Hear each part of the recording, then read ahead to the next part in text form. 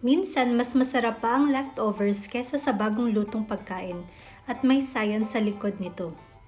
Habang nasa ref ang pagkain, tuloy-tuloy pa rin ang interaction ng mga flavors.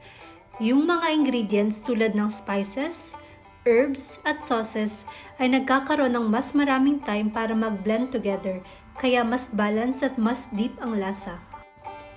May role din ang cooling process. Habang lumalamig ang pagkain, nagre-redistribute ang fats at juices sa loob, lalo na sa mga ulam na may sabaw o sauce. Kapag ininit mo ulit, mas kumakapit yung lasa sa bawat part ng pagkain.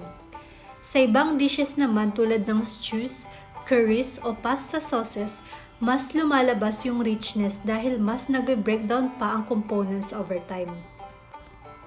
Sa science side, may tinatawag na flavor diffusion at chemical reactions na patuloy na nangyayari kahit tapos ng lutuin ng pagkain.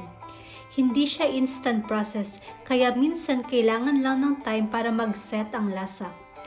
Pero, importante rin ang proper storage, kailangan nakaseal at nasa tamang temperature para safe kainin. Kaya next time na may leftovers ka, huwag agad maliitin. Minsan, mas nagiging masarap pa ito kinabukasan dahil sa simple process ng time, temperature at flavor development. Hanggang sa muli mga ka-eko!